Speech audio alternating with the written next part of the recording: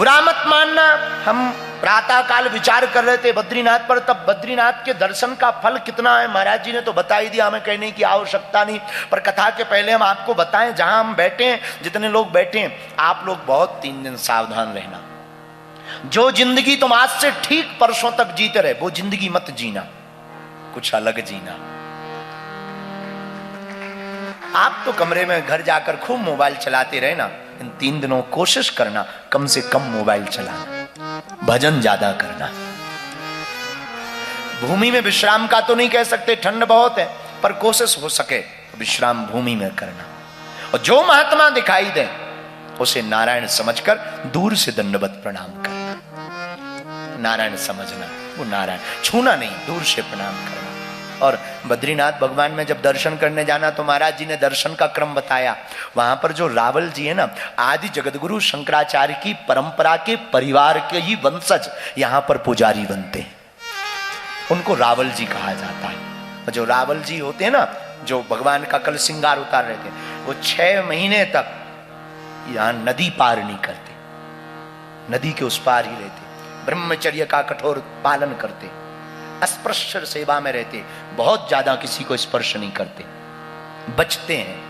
ऐसी कठोर साधना, वो भी जीते जागते। कभी कभी हमको तो कल जब हम उनके दर्शन कर रहे थे, प्रणाम कर रहे थे, हमको तो बैठे बैठे खूब लग रहा था जैसे उद्धव जी ठाकुर की सेवा कर रहे हैं, वो भावपूर्वक।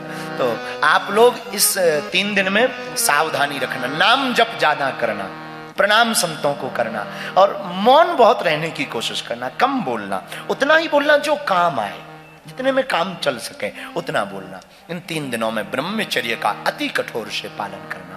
मन सा वाचा कर्म इंद्रिय, मन से भी, वचन से भी और इंद्रियों से भी, और वाणी से, व्यवहार से और नेत्रों से भी।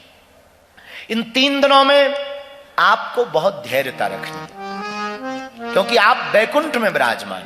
घर पर किया हुआ पाप तीर्थ में, गुरु की शरण में, महंतों की शरण में कट जाएगा, लेकिन तीर्थ में या गुरु की शरण में किया हुआ पाप कहीं पर कटने वाला नहीं।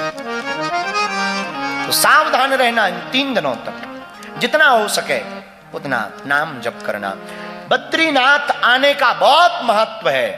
हम लोग, आप लोग मात्रा बहुत, यूं मत मानिएगा कि हम लोग कम लोग क्यों आए। बद्रीनाथ भगवान के यहाँ लाखों लोग आ रहे हैं और आप आए नहीं हैं, उन्होंने बुलाया है, पुकार लगाई है, बुलाया है। तो बद्रीनाथ की दर्शन का बहुत महत्व है। पहला महत्व तो बद्रीनाथ के दर्शन का पहला फल, गर्भ में नहीं जाना पड़ता है। जो दर्शन करता, याद रखना दर्शन के बहुत से प्रकार हैं। एक आकर के अपनी फोटो खिंचाना, ये भी दर्शन चल रहा है। आजकल मंदिरों में ये ज्यादा चल रहा है। फोटो ना खींचे तो दर्शन नहीं माने जा रहे, रील ना बनाए दर्शन नहीं माने जा रहे। बुरा मत मानिएगा, तीर्थ स्थान रील का विषय नहीं है, रियल का विषय है। मंदिर में आप दर्शन करने आए तो सिर्फ दर्शन करो। गुरु ने पूछा शिष्यों से, एक चिड़िया पेड़ के ऊपर बैठी हुई थी, अपने गुरु ने शिष्यों से पूछा तुम्हें क्या दिखाई देता? किसी ने कहा मुझे चिड़िया दिखाई देती, किसी ने कहा टहनी दिखाई देती, किसी ने कहा चिड़िया के पैर दिखाई देते, लेकिन बहुत बेहतरीन शिष्य ने कहा गुरुदेव मुझे तो सिर्फ इस चिड़िया की आंख दिखाई देती, मेरी लक्ष्य आंख है। वैसे ही भक्त का लक्ष्य भगवान होना चाहिए, साधक का लक्ष्य सात्य होना चाहिए। इसलिए आप जितने भी बद्रीनाथ में आए, यहां आपकी नजर सिर्फ नारायण पर होनी चाहिए। एक तरफ नारायण पर्वत है, दूसरी तरफ नर पर्वत है। नर और नारायण धर्म के दोनों पुत्र यहां पर तपस्या कर रहे हैं। तो पहला फल है कि अगर जो भी दर्शन करता है उसे कभी गर्भ में नहीं जाना पड़ता। बद्रीनाथ भगवान का दूसरा फल दर्शन का श्लोक आया, अन्यत्र मरणा मुक्ति ही स्वधर्म विधि पूर्वकात्, बदरी दर्शना देव मुक्ति पुंसाम करे स्थिता। शास्त्र कहते हैं जो बद्रीनाथ भगवान के दर्शन करता है, अन्यत्र तीर्थ में मरने के बाद मुक्ति होती है, लेकिन बद्रीनाथ में तो दर्शन मात्र से मुक्ति प्राप्त होती है। मात्र दर्शन से।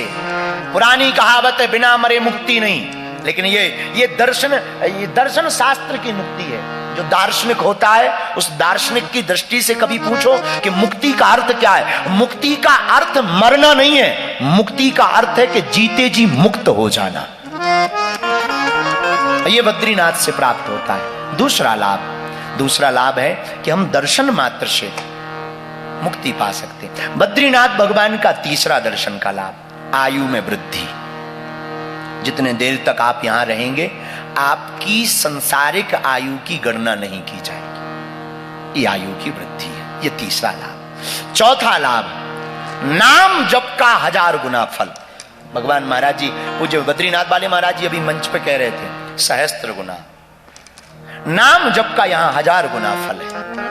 आपने एक बार कहा राम, 1000 बार बन गया काम। आपकी पूरी मालाएं 1000 वो 1000 मन का हो गए।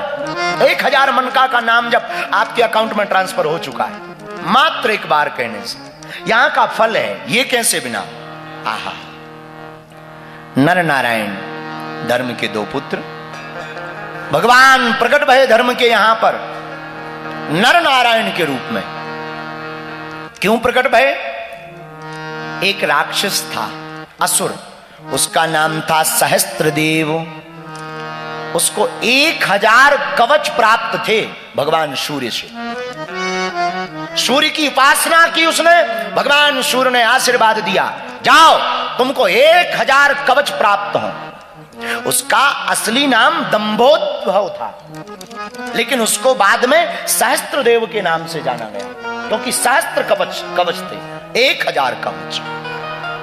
वह कवच लेकर के विचरण करता। जब 1000 कवच प्राप्त हो गए तो देवताओं को परेशान करने लगा,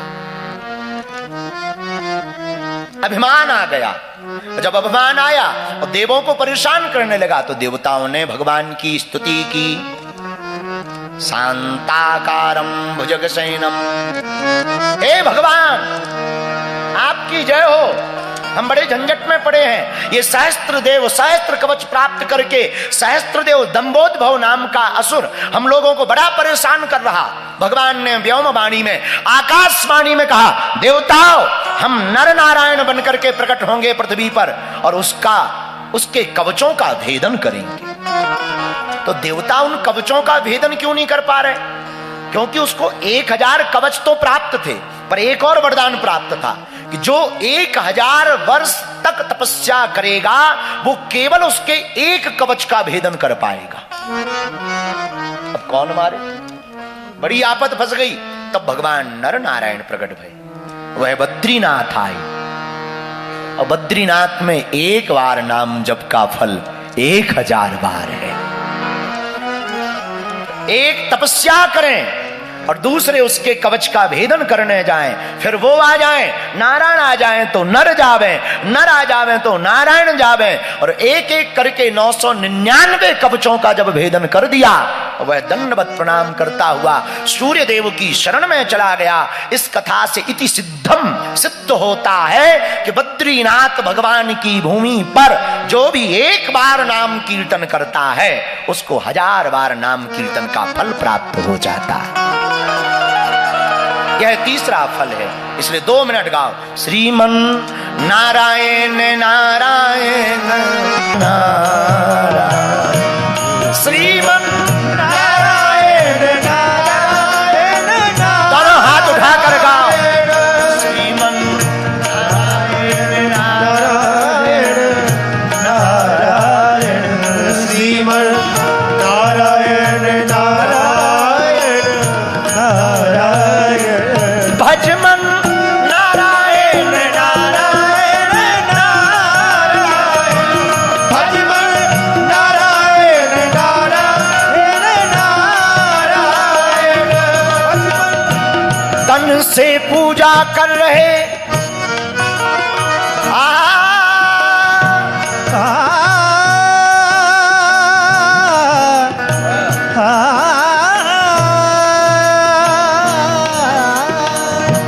से पूजा कर रहे, मनवा गया बाजार, और कैसे रीझे सांवरा जुड़े न दिल के तार।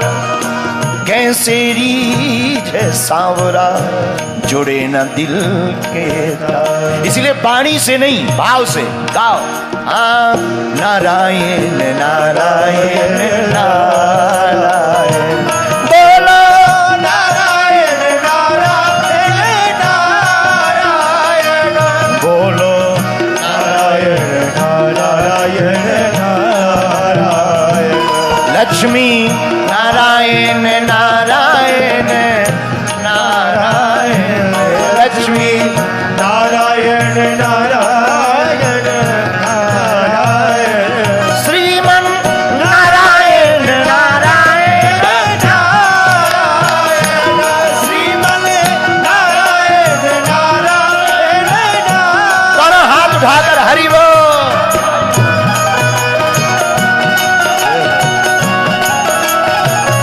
बद्री विशाल भगवान की।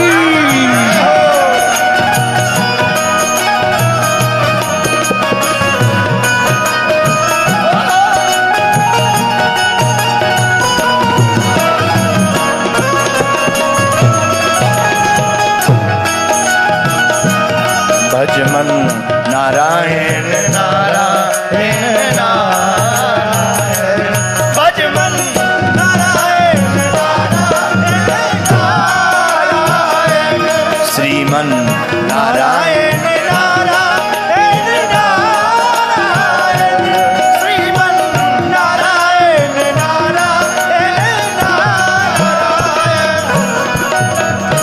रामचरितमानस में बाबा गोस्वामी जी कहते, मंत्र जाप मम दृढ़ विश्वासा, जिसका मंत्र जाप पर भरोसा है उसको अनंत गुना फल प्राप्त यहां होगा। यह चौथा लाभ है। साधु यहां का पांचवा लाभ बद्रीनाथ भगवान का, पितरों के पिंडदान के 8 गुना ज्यादा फायदा। पितरों के पिंडदान में 8 गुना ज्यादा फायदा। भगवान शंकर की ब्रह्म हत्या भी यहीं पर मुक्त हुई और पांडवों ने भी अपने पितरों के पिंडदान यहीं पर किए। भगवान शंकर को ब्रह्म हत्या लगी, हां, कब? जब ब्रह्मा जी को अपनी मानस पुत्री के प्रति मोह भंग हुआ, तब भगवान शंकर ने क्रुद्ध होकर देवताओं के कहने पर, सबसे पहले ब्रह्मा जी पंचमुखी थे, 5 मुख, चतुर्मुखी ब्रह्मा नहीं, 5 मुखी ब्रह्मा, लेकिन जब अपनी ही मानस पुत्री के ऊपर उनका मन डोला तो भगवान शंकर ने त्रिशूल छोड़ करके उनके सिर को काट दिया। ब्रह्म हत्या लग गई। वह कपाल, वह खपड़िया, उसको साधारण भाषा में खपड़िया कहें, और खोपड़ी बड़ी खतरनाक, इसलिए उसका नाम ही है खोपड़ी। खो गई और पड़ी है सो खोपड़ी है। खोपड़ी खोपड़ी चिपक गई। शंकर जी भगवान सब तीर्थों में गए, जगह जगह तीर्थों में पिंडदान किया, पर खोपड़ी नहीं छूटी, चिपक गई। शंकर जी ने सोचा चिपक गई सो चिपक गई, चलो। यहां से निकल रहे थे, केदारनाथ जा रहे थे, वहीं छूट जाए, सोचा बद्रीनाथ होते हुए जाए। अलकनंदा के किनारे ब्रह्म कपाल की जगह पर आए और जैसे ही वहां खड़े भये स्नान किया, सोई वह खोपड़ी छूट गई और ब्रह्म हत्या से मुक्ति मिल गई। तो भगवान शंकर की ब्रह्म हत्या भी इसी भूमि पर छूटी। इसीलिए यहाँ एक तीर्थ है, उसका नाम ब्रह्म कपाल है। ये 5वां लाभ है बद्रीनाथ भगवान का। जो यहाँ दर्शन करता, अपने पितरों के लिए पिंडदान करता, तर्पण करता, अथवा फिर श्राद्ध करता, ब्रह्म भोज करता, संतों को भोजन करवाता, दान पुण्य दान करता है, उसको 8 गुना फल प्राप्त होता है, पितरों की मुक्ति होती है। इससे ज्यादा बड़ा कुछ है नहीं। ये 5वां लाभ। छठवां लाभ क्या है? बद्रीनाथ का छठवां लाभ है आने का। हमने जो कहा ना, यहाँ के जो पुजारी जी ना, रावल जी, उनके दर्शन दुर्लभ हैं। सब जगह नहीं। केदारनाथ में भी रावल जी रहते हैं, और बद्रीनाथ, तो ये दर्शन दुर्लभ है, बहुत कम दर्शन होते हैं। तो पुजारी जी की बड़ी महिमा, क्योंकि वो आदि जगत गुरु शंकराचार्य की परंपरा के वंश के हैं। उनके दर्शन भी हम लोगों को शिव तत्व के रूप में ही करना चाहिए। रामस्य हृदयम शिवा, शिवस्य हृदयम राम। ये छठवां लाभ है। तो जो भी बद्रीनाथ आता है उसे 6 लाभ तो अवश्य मिलते हैं।